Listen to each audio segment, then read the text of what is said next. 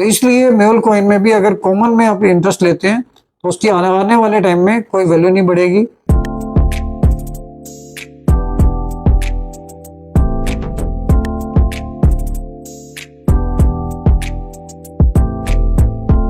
तो इसलिए किसी से भी मिसगाइड होके एज एन इन्वेस्टमेंट अगर ऐसी चीजों में इन्वेस्ट करते हैं कि जो चीजें बहुत बड़ी क्वांटिटी में है और आने वाले टाइम में कोई ऐसी नई जनरेशन या नई डिमांड नहीं आएगी जिसकी वजह से उनकी वैल्यू बहुत ज्यादा बढ़ जाए, तो इसलिए कोई भी चीजें अगर आप इन्वेस्ट करते हैं तो बहुत सोच समझ के कीजिए। दोस्तों नमस्कार, royal arts and numismatic gallery रंग के यूट्यूब चैनल पर आपका स्वागत है। दोस्तों आज के इस एपिसोड में हम आपको बताने वाले हैं कि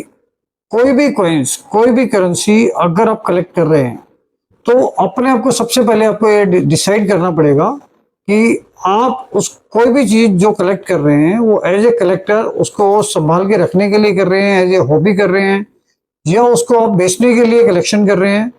और या आप उसको इन्वेस्टमेंट के पॉइंट ऑफ व्यू से कर रहे हैं। पुरानी चीजों में इन्वेस्ट करने का बेनिफिट आपको ये मिलता है कि जैसे मान लो जिस आदमी ने आजादी से पहले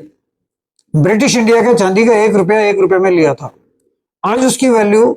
1200, 1300, 1400 रुपए तक हो गई है। तो वो मल्टीप्लिकेशन उसकी मेटल वैल्यू की वजह से बढ़ा है। और बहुत सारी ऐसी चीजें जो मेटल वैल्यू प्लस में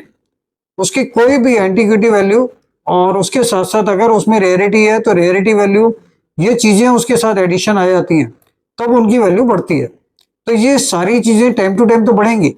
लेकिन बहुत लंबा पीरियड होता है कभी कभी। और जो चीजें प्रैक्टिकली सबने डिक्लेयर किया हुआ है, हम लोग भी अपने चैनल पे बताते हैं कि ये चीजें कम बनी है और ये चीजें रेयर हैं या स्केयर कैटेगरी में आती हैं, तो उसके पीछे पर्टिकुलर रीजन होता है। जैसे हमने आपको बताया हुआ है 1996 का सुभाष चंद्र बोस का कॉइन,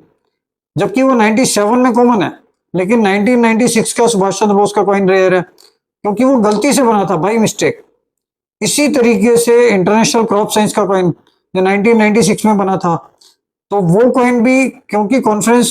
कैंसिल हो गई थी इस वजह से वो सारे के सारे मेल्ट कर दिए गए थे और कुछ गिने चुने कॉइन, लिमिटेड कॉइन ही मार्केट में रह गए थे, जिसकी वजह से उसकी रेयरिटी है। और बाकी जो भी कॉइन हम रेयर बताते हैं या स्केयर बताते हैं उसके पीछे एक पर्टिकुलर लॉजिकल रीजंस होते हैं और उनकी क्वांटिटी कम होती है। अगर आप कभी भी कलेक्शन करना चाहते हैं, अगर इन्वेस्टमेंट के पॉइंट ऑफ व्यू से सोचते हैं, तो वो रेयर चीजें जो ऑलरेडी डिफाइंड है और हर यूट्यूब चैनल उनको तो रेयर बताएगा ही, बुक्स में भी बताया हुआ है, तो वो रेयरिटी ऐसी नहीं है कि भाई किसी ने स्टॉक कर लिया इसकी वजह से वो रेयर है, वो चीजें बनी ही कम है। तो वो रेयर चीजों का कलेक्शन अगर आप एज एन इन्वेस्टमेंट ही कर रहे हैं तो आपके लिए बेनिफिशियल है।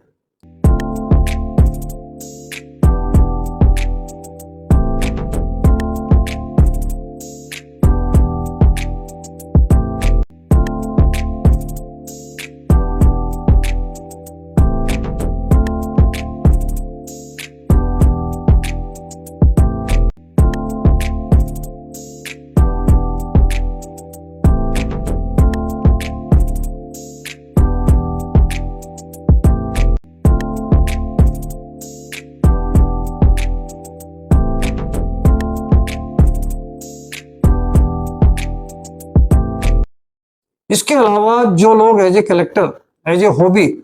इस चीजों का कलेक्शन कर रहे हैं, उनका क्राइटेरिया तो बहुत अच्छा होता ही है। उन लोगों को हर कॉइन से एक प्यार होता है, एक अटैचमेंट होती है, और उसके अंदर क्या उस कॉइन की स्पेशलिटी है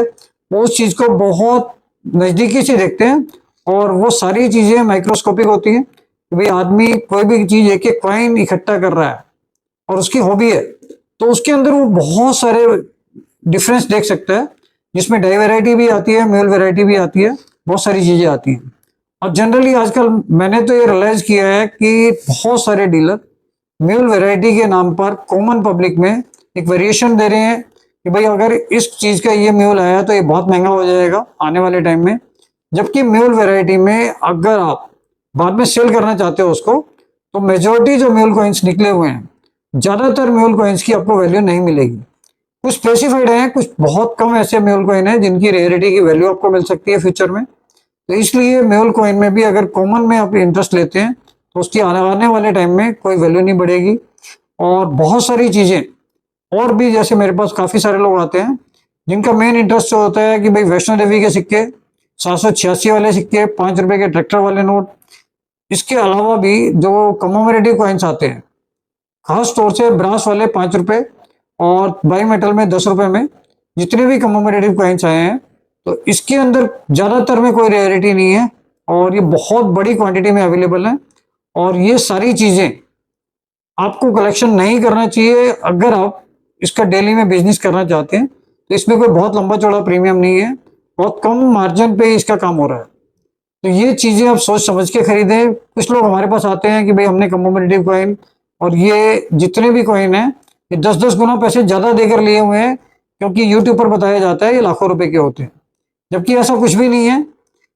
जो कमोमरेटिव कॉइन्स कॉपर निकल में 1 रुपए में 2 रुपए में ये आते हैं, इनकी वैल्यू भी आप मानकर चलिए कि 6 रुपए से लेके और 7 रुपए 8 रुपए 10 रुपए तक कॉमन कॉइन्स की होती है। और इसमें रेयर कॉइन्स की तो वैल्यूशन हमने आपको बहुत सारे एपिसोड में बताई गई है। तो इसलिए कोई भी कलेक्शन कीजिए, सबसे पहले आप ये डिसाइड कीजिए कि आप कलेक्टर हैं जो एज ए हॉबी कर रहे हैं या डीलर बन के कर रहे हैं, आपको सेल परचेज में एक बिजनेस ओरिएंटेड है, या आपके पास अपना जो सामान रखा है उसको आप सेल करना चाहते हैं। और तीसरी चीज आ जाती है इन्वेस्टर। इन्वेस्टर के लिए ये लाइन बहुत सोच समझ के करने की है, क्योंकि उसको कलेक्शन ही सिर्फ रेयर आइटम्स का करना है और रेयर आइटम्स की परचेज सबसे मुश्किल होती है, क्योंकि उसके अंदर डुप्लीकेसी बहुत बड़े लेवल पे है। तो बहुत सोच समझ के कीजिए, क्योंकि आपकी बहुत मेहनत की कमाई होती है जिसको आप इन्वेस्ट करना चाहते हैं और फर्दर फ्यूचर के लिए आपके बहुत सारे प्लान्स होते हैं। कहीं ऐसा ना हो कि आप रेयर का कलेक्शन तो कर लो और बाद में पता चले कि वो सारी चीजें नकली थी, तो उससे भी आपको बहुत बड़ी प्रॉब्लम हो सकती है। तो इस चैनल को आगे देखते रहिए, इसमें और ज्यादा से ज्यादा इंफॉर्मेशन हम आपको देंगे। इसको लाइक कीजिए, शेयर कीजिए, सब्सक्राइब कीजिए, जिससे ज्यादा से ज्यादा लोग इस चैनल का फायदा उठा सकें। Thank you.